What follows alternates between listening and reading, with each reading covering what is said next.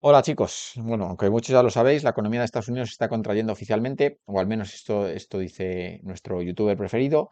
También es cierto que justo antes de reaccionar a este vídeo, el dato de empleo de Estados Unidos ha sido muy bueno. Creo que no lo va a tener en cuenta en este vídeo, pero vamos a verlo. La economía de EU se está contrayendo oficialmente.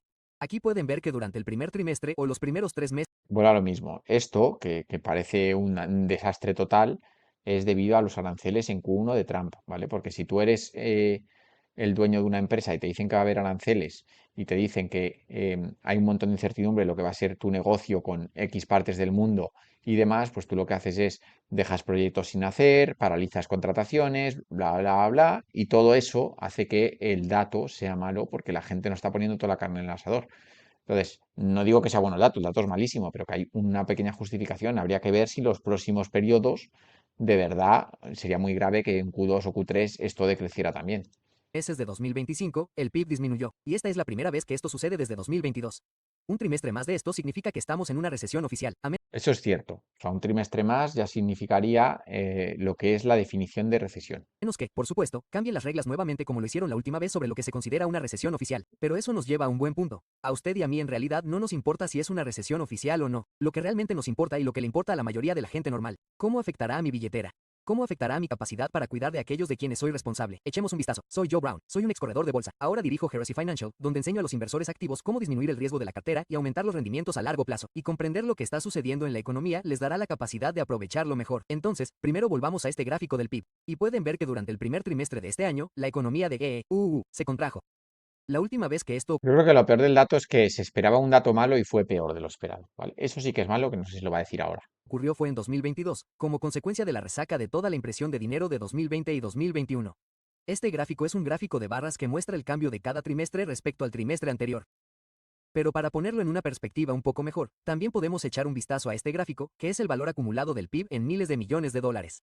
Este gráfico es el PIB real, por lo que está ajustado a la inflación. Pueden ver que, a lo largo de los años, el PIB suele aumentar. Obviamente, durante 2020, tuvimos una gran caída del PIB. Y luego, después de toda la impresión de dinero, aquí está la resaca de la que hablaba, donde, en el primer trimestre de 2022 y el segundo trimestre de 2022, tuvimos una caída y luego un estancamiento del PIB antes de que volviera a despegar. Adelantándonos rápidamente hasta hoy, tenemos otra caída del PIB en el primer trimestre de 2025.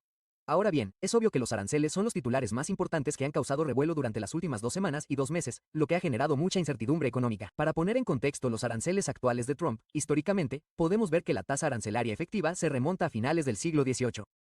Y aunque no sabemos cuál será la implementación arancelaria real en los próximos 2 trimestres y 2 años, tal y como están las cosas ahora mismo, históricamente, esta es extremadamente alta. Tenemos que remontarnos hasta el siglo XIX antes de ver aranceles en los niveles en los que se encuentran actualmente. Esto ha creado mucha incertidumbre, como vemos en el índice de incertidumbre de la política comercial mundial, incluso en comparación con el primer mandato de Trump, que está en gris aquí. Como De todas formas, estamos dando por hecho que los aranceles ocurren como tal, ¿no? Y no está claro. resultado de estos aranceles, las expectativas de inflación para el año entrante son las más altas desde 1981.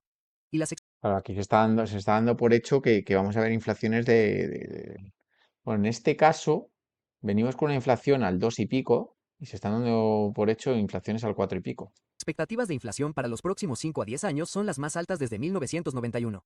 Además, el optimismo entre los propietarios de pequeñas empresas se ha desplomado, lo cual tiene sentido porque las pequeñas empresas no son tan ágiles ni capaces de adaptarse a un aumento instantáneo de los precios debido a factores como los aranceles, que podrían acabar con todo su margen de beneficio de la noche a la mañana.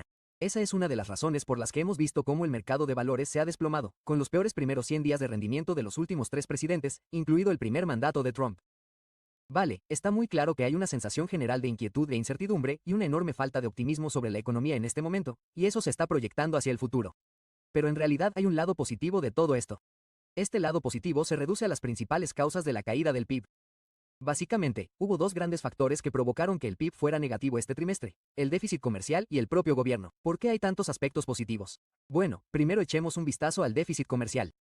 Pueden ver que en los últimos meses el déficit comercial se ha disparado. Esto fue un esfuerzo al 100% para adelantar los aranceles, lo que significa que ocurrirán dos cosas. O bien, y voy a hablar de los extremos. Obviamente, podríamos tener algo intermedio, pero en los extremos, o bien los aranceles desaparecen por completo, en cuyo caso toda esa anticipación termina siendo innecesaria. Toda esa oferta adicional llega a las estanterías, afecta al inventario y se compensa en los meses siguientes con la ausencia de déficit comercial. En otras palabras, una ausencia de importaciones porque esas importaciones ya se han producido por ahora. Ahora solo tenemos que resolverlas y luego podremos reanudar las actividades normales. En el otro extremo del extremo, si entrasen en vigor estos aranceles, que serían incluso más altos de lo que preveíamos actualmente, bueno, entonces este déficit comercial que simplemente se debió a la anticipación de las importaciones con aranceles, seguirá estando acompañado de una ausencia de importaciones. En otras palabras, en los próximos 2 meses, pase lo que pase, este déficit comercial se reducirá enormemente. Eso no Vale, lo habéis entendido, ¿no? O sea, básicamente ya está descontada una parte que muy probablemente se solucione en próximos datos de PIB, ya sea con una de las dos medidas que ha dicho él, en cuyo caso pues sería una mejora significativa, que ya digo que es muy difícil que veamos un PIB peor en los próximos trimestres. tiene ningún sentido. Básicamente, lo que ocurre aquí es que imagina que recibes una notificación de Walmart o Costco de que tu marca favorita de toallas de papel va a duplicar su precio el mes que viene. Bueno, lo más lógico sería ir a la tienda y comprar un montón de toallas de papel ahora que el precio sigue siendo barato. Pero ¿sabes qué? En realidad, no importa lo que pase dentro de un mes o dentro de 2 meses. Solo vas a utilizar una cantidad determinada de toallas de papel, lo que significa que, aunque el precio se duplique, se triplique o no cambie en absoluto, no vas a comprar más toallas de papel el mes que viene ni el siguiente porque ya has comprado todas las toallas de papel que necesitas ahora mismo. Las has almacenado y ahora tienes que agotar ese suministro. Eso es exactamente lo que está ocurriendo aquí con el aumento explosivo del déficit comercial. Son solo aranceles anticipados, lo que significa que todo ese suministro debe procesarse y las importaciones se ralentizarán drásticamente en los próximos meses, pase lo que pase. Y como pueden ver aquí, justo como estaba previsto, las reservas de contenedores de China, Vale, que tiene todo el sentido, ¿no? Te dicen que van a poner aranceles, tú lo que haces como empresa americana es comprar a mansalva antes de tiempo. Entonces compras a mansalva y la balanza comercial te sale en déficit, porque has comprado mucho más de lo que te han comprado, con lo cual el PIB se ve afectado. están disminuyendo rápidamente. De hecho, han bajado un 45% interanual, lo que demuestra que todas las importaciones normales se han apresurado y se han concentrado en los últimos meses, lo que significa que, en términos netos, en general, durante el próximo año más o menos, todo esto se va a estabilizar y compensar entre sí. Vale, pero ¿qué pasa con la segunda parte que contribuye a la disminución del PIB? Son los recortes del gasto público y los despidos gubernamentales. La contribución del gobierno al PIB en general fue de un 0.25%, y es la primera vez que esta cifra es negativa desde 2022. Esto es fantástico por una razón. Cualquier cosa que haga el gobierno es un detractor neto de la riqueza real general. Ya sea una regulación, un empleado, un impuesto o un gasto, cada vez que el gobierno toma alguna medida en la economía, está cambiando algo para que sea distinto de lo que habría sido sin esa intervención. La forma en que funciona la acción humana es que todos elegimos subjetivamente de forma individual cuál será la acción más valiosa para nosotros en ese momento dados todos los recursos disponibles que tenemos. Lo que significa que cuando nuestro comportamiento se ve obligado a cambiar a través de la regulación, los impuestos o el gasto, o porque un empleado federal decide hacer algo, no podemos hacer lo que más valoramos. Tenemos que hacer algo que valoramos menos en su lugar. Esta es la razón por la que cuanto más pequeño es un gobierno en términos de empleados totales, impuestos totales, gasto total y poder regulatorio, más rica es la economía. Ahora bien, es cierto que la cantidad de desregulación, recortes de gastos y recortes de impuestos que están en marcha actualmente no se acerca en absoluto a lo que prometió la administración actual en la campaña electoral. Mucha gente dice que hay que esperar. Estas cosas llevan tiempo, pero ya hemos visto marcha atrás en muchas cosas. Hablando de un recorte de 2 billones de dólares en el gasto que se reducirá a un recorte de 1 billón de dólares en el gasto, bajando a un recorte de 160 mil millones de dólares en el gasto del Departamento de Eficiencia Gubernamental. Ya hemos visto marcha atrás hablando de reducir el presupuesto militar para ahora ampliarlo.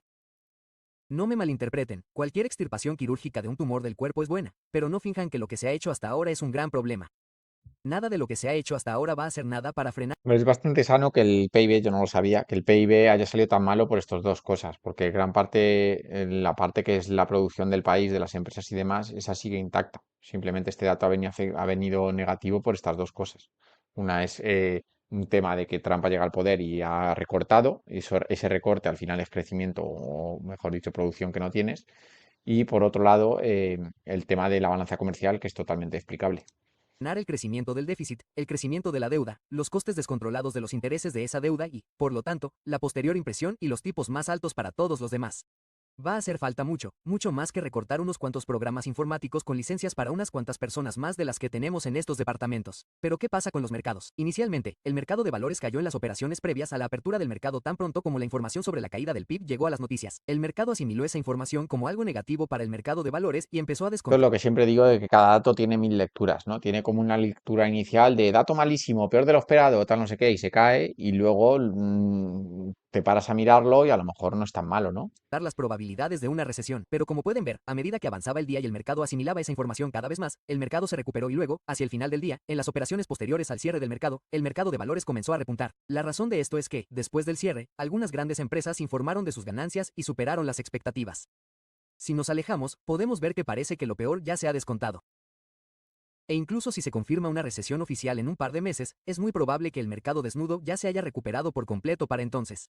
Los mercados son máquinas de descontar futuros, lo que significa que siempre están tratando de descontar el presente, sea cual sea el resultado futuro más probable, lo que significa que cuando el resultado es seguro, el precio ya ha llegado allí y ha pasado. El Nasdaq ha caído un 25% de máximo a mínimo hasta ahora, lo que significa que es probable que este mercado desnudo casi haya terminado o ya lo haya hecho.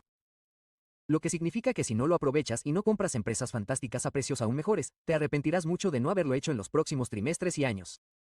Y simplemente tendrás que... Esto es un poco ventajista, ¿eh? Porque cuando estábamos en la piña no todo el mundo decía de comprar. No sé qué decía él en concreto. Yo sabéis que aproveché para comprar un poco. Pero bueno, más o menos vuelvo a lo mismo. O sea, muy pronto, también os digo, hay una bala más. Como el próximo PIB sea malo también, por muchas excusas que se puedan sacar de ese dato, el mercado lo va a castigar, ¿sabes? Porque teóricamente ha sido una recesión. Entonces, bueno, bastante interesante el vídeo. No soy experto macro, con lo cual todas estas cosas no sé cómo llegas a ello. Tienes que tener bastante conocimiento, entiendo, pero tiene sentido lo que dice. Con lo cual, bueno, esto unido a que el dato de empleo de hoy ha sido buenísimo, ¿vale? Que ya lo hemos visto. Ese dato quita todas las dudas, porque si de verdad estuviéramos entrando en recesión, no coges y sacas un dato de empleo muy superior a lo esperado, ¿sabes? Con lo cual, bien. Vale, chicos, espero que os haya gustado. Cualquier duda me la dejéis en comentarios y nos vemos en el siguiente vídeo. Se despide la pizarra, Andrés.